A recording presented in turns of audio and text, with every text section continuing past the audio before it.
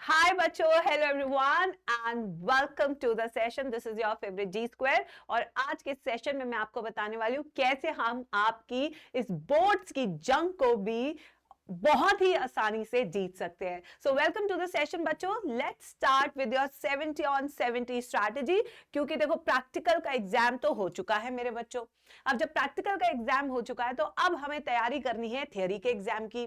Theory का exam में बहुत सारे पैटर्न्स हैं, 1 mark, 2 mark, 3 mark, 4 mark, 5 marks. आखिर हर एक क्वेश्चन पे कैसे एक्सेल करें, क्योंकि बोर्ड्स में क्लास 12 आने वाली है. तो अगर हमने क्लास 12 यहाँ पे अच्छे से कर ली तो आगे नीट के एग्जाम के लिए, सीयूईटी के एग्जाम के लिए भी हम अपनी बुनियाद को बहुत ही मजबूत बना सकते हैं. तो कैसे करनी है, क्या आप तैयार है विद जी स्क्वायर? चलिए आइए मैं बताती हूँ आपको. तो मेरे बच्चों ये देखो, तो सबसे पहले हर बच्चे को टारगेट करना है 70 on 70. अगर आप जीरो से भी स्टार्ट कर रहे हैं और आप मेरे साथ पढ़ेंगे तो मैं आपको कह सकती हूँ 70 on 70 हम ला सकते हैं इवन इन 3 to 4 डेज. बिल्कुल ला सकते हैं. बस ठानना है, पूरा दिन यहाँ पे चिपक के रहना है और बस फिर देखना आपके मार्क्स कोई रोक नहीं सकता मेरे बच्चे. अब देखते हैं कैसे. तो सबसे पहले पेपर का पैटर्न समझते हैं बच्चों. जो मैक्सिमम मार्क्स है वो है 100 मार्क्स का जो पेपर होता है, जिसमें से जो थ्योरी है वो 70 मार्क्स की है.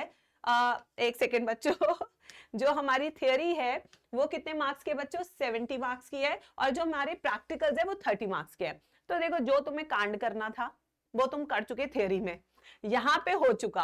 अब जो संभालना है वो हमें संभालना है थ्योरी एग्जाम को, और ये हम संभाल लेंगे क्योंकि इसके लिए हम है ना. ठीक है, तो अब यहां पे देखते हैं. सबसे पहले सेक्शन ए है जिसके अंदर आपके पास 16 क्वेश्चंस हैं. ये 16 क्वेश्चन, हर एक क्वेश्चन का जो है वो कितने मार्क्स का है? 1 मार्क्स का. तो यानी कि 16 में से 16 लाने बहुत जरूरी है. ये 1 वर्ड क्वेश्चंस है. कैसे क्वेश्चन है बच्चों? ये 1 वर्ड, यानी एक शब्द लिखा और पूरा 1 नंबर आपके जेब में. जैसे कि डिवरीज ने कौन सा फिनोमिना दिया था, नेचुरल सिलेक्शन किसने दिया था, ऐसे ऐसे छोटे छोटे क्वेश्चंस. ठीक है, फिर आते हैं सेक्शन बी पे. सेक्शन बी में आपको 5 क्वेश्चंस करने हैं और हर क्वेश्चन 2 नंबर का है. तो यानी कि जो सेक्शन बी है वो 10 मार्क्स का है. यहां पे 1 वर्ड आंसर नहीं होगा, बल्कि ये क्वेश्चन हो सकते हैं आपके 2 वर्ड्स. ठीक है, यानी कि 1 लाइन क्वेश्चंस हो सकते हैं इसमें, 1 वर्ड या एमसीक्यूज. ठीक है, अब आते हैं नेक्स्ट सेक्शन सी पे. सेक्शन सी की अगर बात करें तो इसमें 7 क्वेश्चन है और हर क्वेश्चन 3 नंबर का है. यानी कि section C is very important क्योंकि यहां से आपके 21 नंबर आते हैं. यहां पे आपको आंसर इन 5 to 6 लाइंस देना है. कितने में देना है? Answer in 4 to 5 lines. इतने में आपको आंसर देने हैं. ऐसे 7 क्वेश्चंस हैं.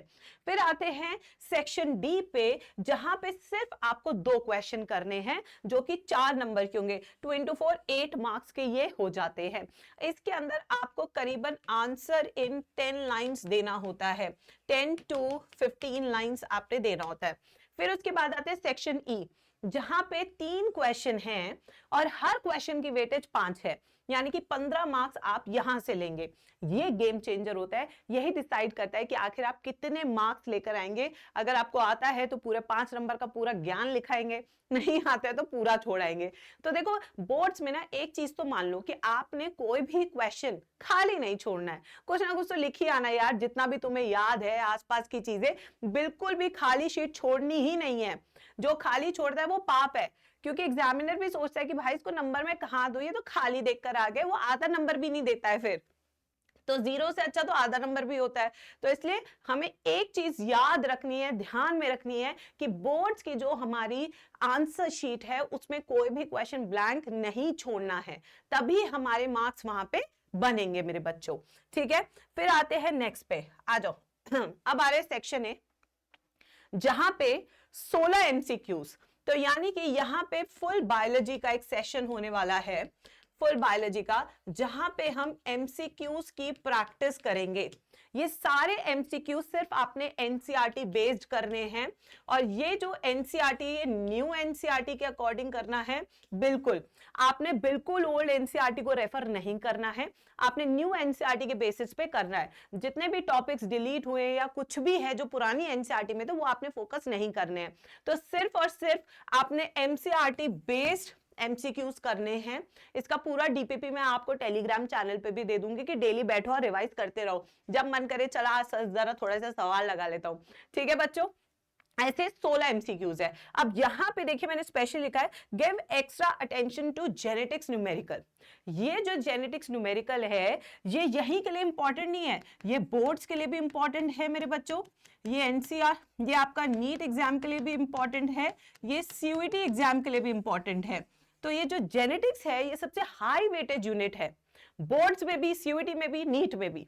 ठीक है, तो यहाँ पे अगर हम इसको बहुत अच्छे से कर लेंगे तो आगे तक की नैया सॉल्व हो जाएगी। ठीक है, चलो अब नेक्स्ट देखते हैं जो हमारे सेक्शन बी 2 मार्क्स, सी 3 मार्क्स, ई 5 मार्क्स। ठीक है, while attempting question of this section make sure you are adding flow charts। अब देखो आंसर लिखने कैसे, ये भी एक बहुत कला है, जितना सिंप्लीफाई करके दोगे एग्जामिनर को वो उतना देखेगा, क्योंकि देखो एक एग्जामिनर के पास में बहुत सारी शीट्स होती है बच्चों चेक करने के लिए, तो जितना आप उसको विजिबिलिटी दोगे, जितना साफ साफ लिखोगे, जितना डब्बा बना बना के लिखोगे, उतने ज्यादा नंबर आपको मिलेंगे। तो यानी कि इन वाले क्वेश्चंस में फ्लो चार्ट्स भी बनाए, ठीक है, साथ में कोई डायग्राम आता है तो वो भी बनाए, प्लस यहां पे अंडरलाइन करे चीजों को, तो इससे क्या होगा आपका जो क्वेश्चन है उसकी विजिबिलिटी बढ़ती है और आपके मार्क्स यहां पे इंक्रीज होने शुरू हो जाते हैं। So this is very important step here. ठीक है, अब आते हैं नेक्स्ट पे, that is section D, case study based question 4 marks. अब ये जो सेक्शन डी है ये मैंने अलग से लिया है बच्चों, ये जो सेक्शन डी है ये कोई आम सेक्शन नहीं है, इसमें चेक किया जाता है कि आप रट के तो नहीं आए हो, क्योंकि यहाँ पे जो क्वेश्चन होता है वो केस स्टडी बेस्ड या एप्लीकेशन बेस्ड क्वेश्चन होते हैं। कैसे होते हैं? Application based. ये जो क्वेश्चंस होते हैं इसमें जो एग्जामिनर है जिसने क्वेश्चन सेट किया है वो चेक आपको करेगा on the level of concepts. तो यहाँ पे रट्टा काम नहीं करता बल्कि यहाँ पे काम करता है आपके कॉन्सेप्ट कितने स्ट्रॉन्ग है। जैसे केस स्टडी बेस्ड क्वेश्चन आपके बायोटेक से बहुत आते हैं, मेंस्ट्रुअल साइकिल से आते हैं, एड्स से आते हैं, कैंसर से आता है, पॉपुलेशन इंट्रैक्शन, बायोगैस फॉर्मेशन या सीवेज ट्रीटमेंट प्लांट पे आता है एसटीपी पे। तो वहां से यहां पे आपको पूरा फ्लो चार्ट भी बनाना रहता है। जैसे मेंस्ट्रुअल साइकिल का जो फ्लो चार्ट है, डायग्राम है, ठीक है, आपके कॉन्सेप्ट कितने अच्छे हैं वो बहुत क्लियरली आपने अपनी आंसर शीट में लिखना होता है to get the full score here. ठीक है, फिर आते हैं नेक्स्ट पे, आ जाओ बच्चों। नेक्स्ट हमारे पास these are some important things like solve the back exercise question rather than any reference book। बच्चे जो है ना बहुत ज्यादा रेफरेंस बुक की तरफ भागते हैं, बट आपने नहीं भागना, क्योंकि एनसीईआरटी में ही पीछे कुछ क्वेश्चंस दिए, पहले उनको करना है, उसके बाद जो मैम क्वेश्चंस कराएंगे आपके बोर्ड की प्रिपरेशन के लिए आपको वो करना है, इसके अलावा आपको कुछ करना ही नहीं है बच्चों। ठीक है, फिर आते हैं next, read NCERT at least once thoroughly of each and every chapter before exam. तो अगर आप एनसीईआरटी एक बार अच्छे से पढ़ लेंगे, पूरा ब्रश अप हो जाएगा क्लास 12, सारे टर्म्स जितने भी बोल्ड लेटर वर्ड्स होते हैं, बोल्ड लेटर्स वाले, उनके बारे में समझ लो।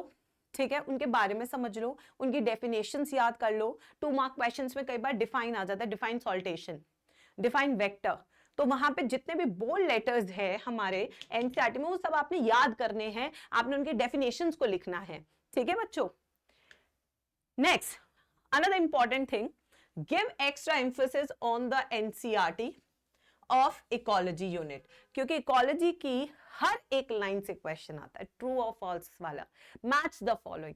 ठीक है, तो यहाँ पे एनसीईआरटी की जो हर लाइन है इकोलॉजी में स्पेशली, वहां से क्वेश्चन फ्रेम हो सकता है बहुत आसानी से। Write at least 3 to 4 examples in each question of ecology unit। जैसे कि म्यूचुअलिज्म के क्या एग्जाम्पल है, अमेंसलिज्म का क्या एग्जाम्पल है, कमेंसलिज्म का क्या एग्जाम्पल है, ये आपको टिप्स पे याद होने चाहिए। ठीक है, before any other sample paper solve firstly the one given by CBSE. तो सीबीएसई की साइट पे कुछ सैंपल पेपर्स होते हैं, पहले उन्हें डाउनलोड कर लेंगे, नहीं है आपके पास मैं प्रोवाइड करा दूंगी टेलीग्राम चैनल पे, बिल्कुल टेंशन लेने की आपको जरूरत नहीं है। ठीक है बच्चों, नाउ यूनिट वाइज वेटेज अगर हम देखें कि कौन सी यूनिट हमें स्टार्ट करनी चाहिए सबसे पहले और कौन सी सबसे हाई वेटेज है, तो यहाँ पे आप सीधा सीधा देख सकते हैं, genetics and evolution is for 20, reproduction जिसमें एक चैप्टर डिलीट हो चुका है वो है 16। बायोलॉजी एंड ह्यूमन वेलफेयर एक चैप्टर इसमें भी डिलीट हो गया, यानी 2 चैप्टर्स की 12 नंबर की वेटेज है, माइक्रोब्स की और ह्यूमन हेल्थ एंड डिजीज की। फिर आते हैं बायोटेक, 2 चैप्टर की 12 की वेटेज है। फिर आते हैं इकोलॉजी, यहाँ पे 3 चैप्टर्स हैं जिसकी 10 मार्क्स की है, तो सबसे कम वेटेज इकोलॉजी की है, बट सबसे ज्यादा वेटेज जेनेटिक्स एंड एवोल्यूशन की आपके नीट, आपके सीबीएसई बोर्ड एग्जाम के लिए। ठीक है, यस। तो ये है बच्चों पूरा आपका detail, how we are going to do preparation for 70 on 70, कैसे अपने आंसर्स लिखने हैं, किन क्वेश्चंस को कहां से प्रैक्टिस करना है, कौन सी यूनिट पहले स्टार्ट करनी चाहिए अकॉर्डिंग टू वेटेज वाइज। अगर इसके बाद कोई भी डाउट है तो कमेंट सेक्शन में जरूर मेंशन करना, क्योंकि हम शुरू करेंगे 15 तारीख से। 15 मार्च से शुरू होगा महा सीबीएसई मैराथन फॉर बायोलॉजी। तो स्टे ट्यून्ड, कनेक्टेड रहिएगा, because this is your favourite G square.